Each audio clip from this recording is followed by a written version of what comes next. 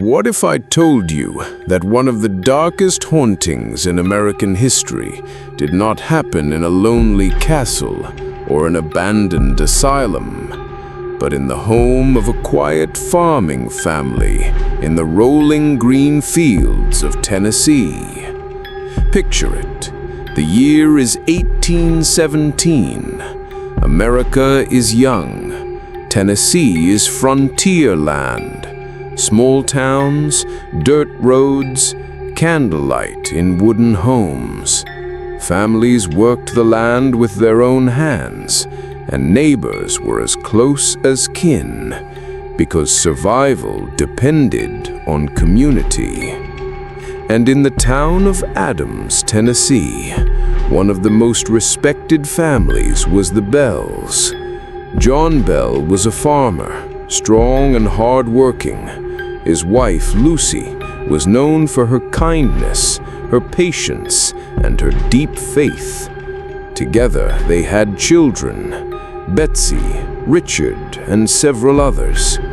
Their farm stretched across hundreds of acres, filled with orchards, cornfields, and livestock.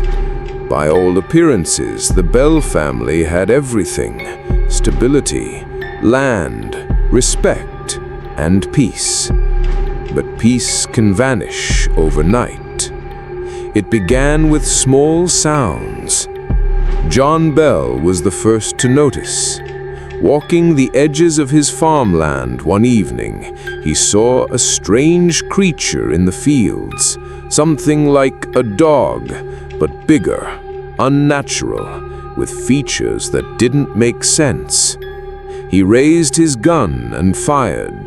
The creature vanished into the woods. That was the beginning. Back at home, the family began hearing noises, scratching on the walls, knocking from inside the wooden floors. They assumed it was animals, rats in the walls, raccoons in the roof. That's the easy answer. But what happens when the scratching follows you from room to room? What happens when the knocks answer back? At first, they kept it to themselves. Families in the 1800s were proud, private. You didn't run to your neighbors with ghost stories. You solved your problems in silence. But silence was exactly what the Bell family lost. Night after night, the noises grew louder.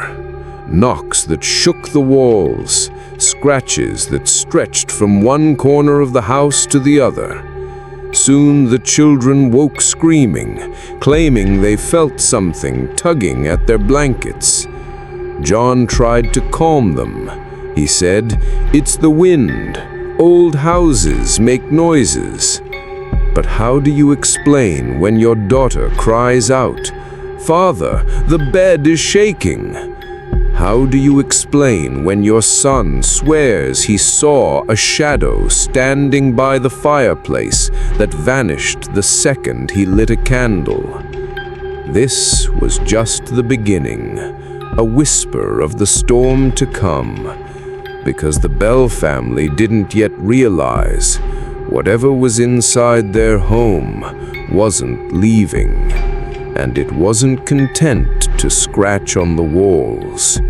It wanted to speak. At first, the Bell family thought it was just noise. Scratches on the walls, knocks in the night, a bed that shook as if the floor beneath it was alive. But noises can be explained, right? Animals, weather, even imagination. What can't be explained is a voice. It began faintly, a whisper, soft enough to dismiss. Something like a woman humming under her breath in the corner of the room. The family strained their ears, thinking maybe it was the wind moving through cracks in the walls. But then, the whisper spoke. At first, it was just fragments of words, low and broken. The Bell children swore they heard someone call their names. Betsy, a drawn-out, raspy sound from nowhere in the dark. John Bell tried to reassure them. He said, "You imagined it. Go back to sleep." But when the same whisper called his name in the silence of his own room, even he couldn't deny it anymore. Within weeks, the voice grew bolder. It didn't hide in whispers. It spoke clearly. Sometimes it cursed. Sometimes it mocked. Sometimes, in the dead of night, it laughed.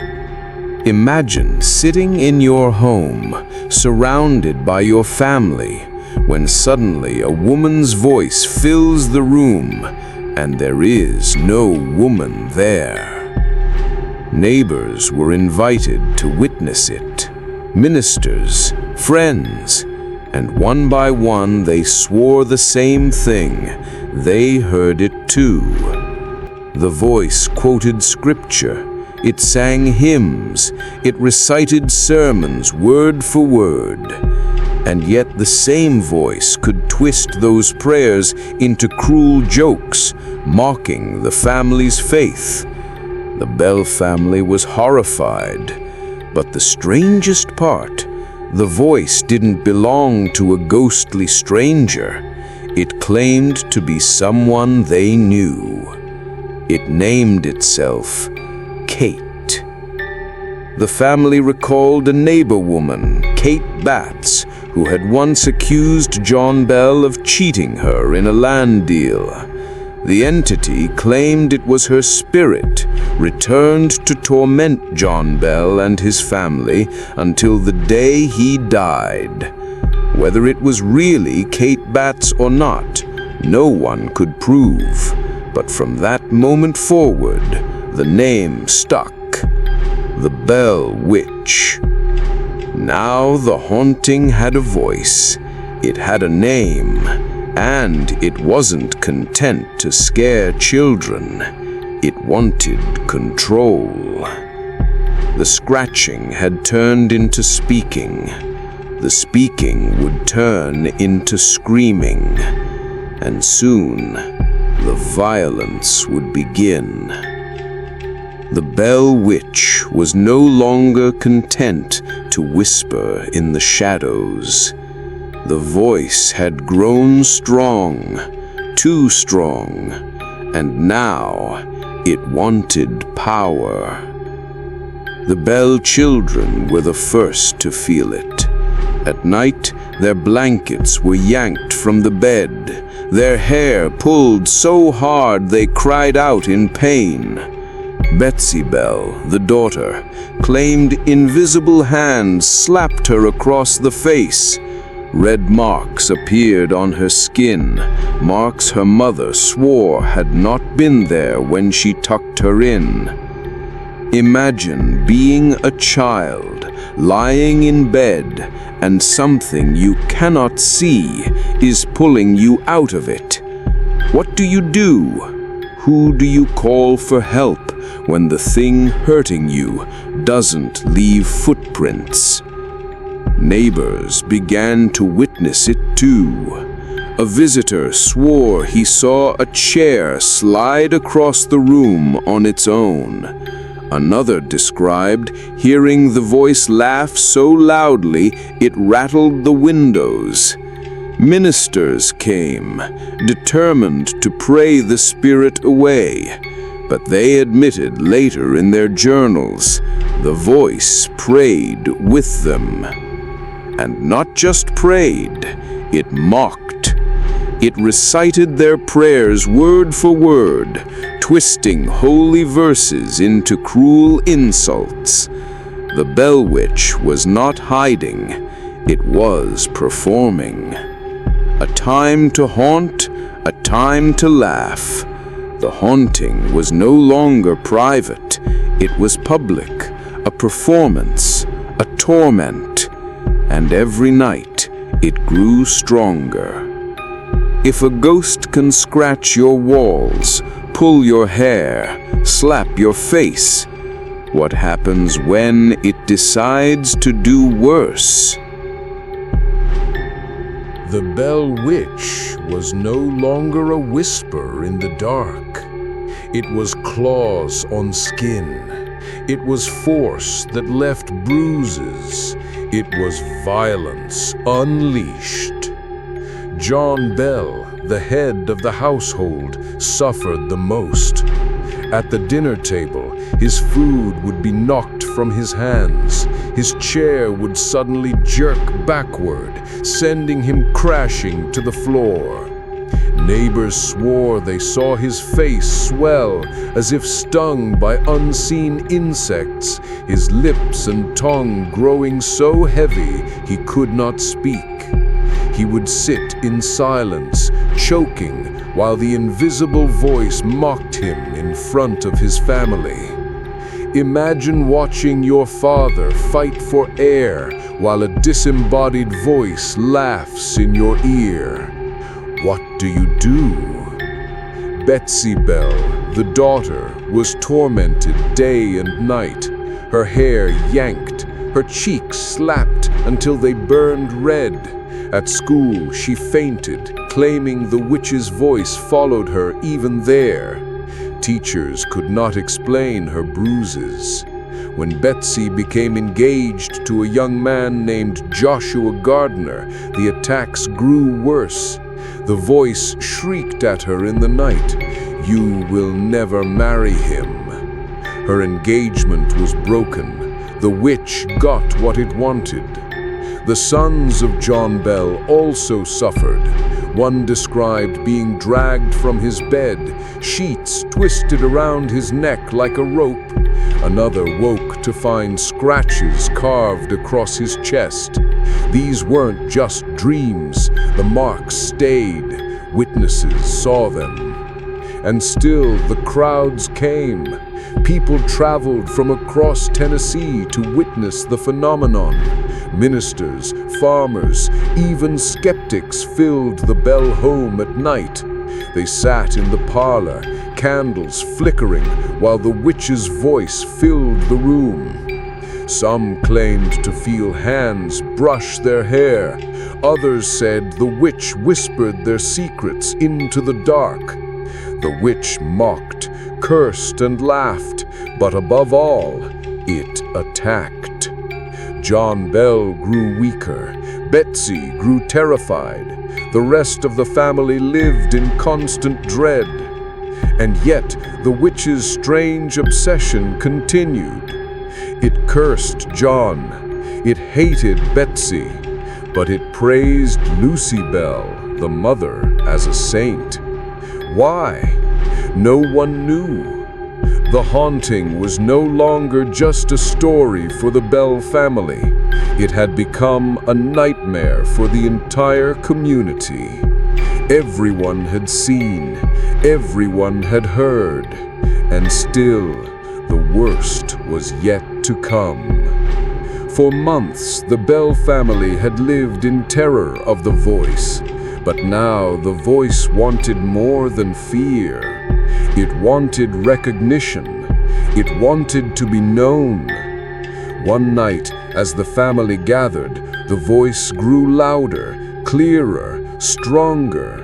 It didn't whisper. It didn't mumble.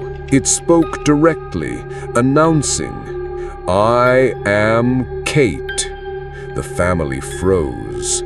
Neighbors whispered about a woman named Kate Batts, a neighbor who once accused John Bell of cheating her in a land deal.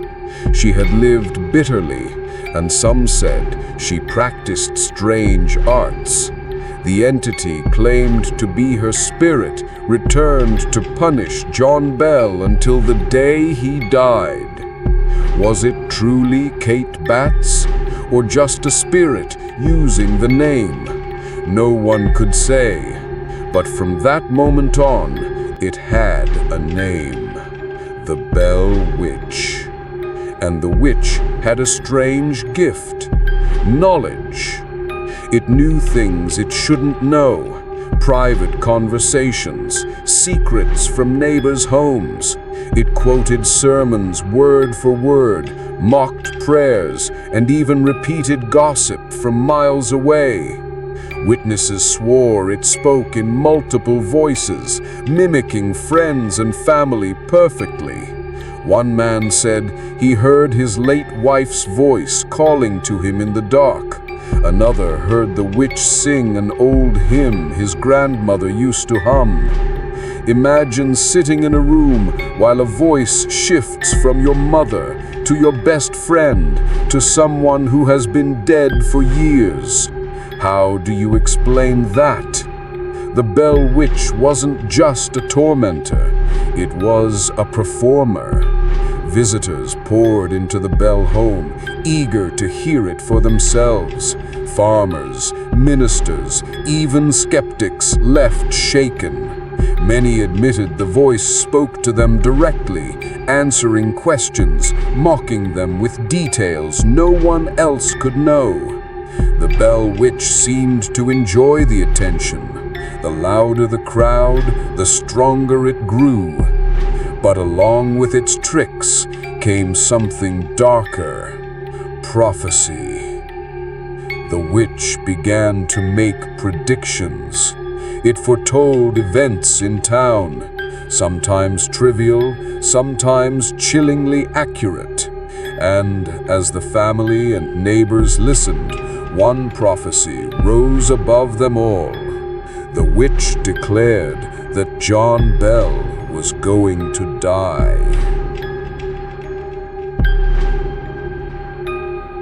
The Bell Witch was no longer just a whisper in the dark. It had spoken, claimed its name, and made a chilling prophecy.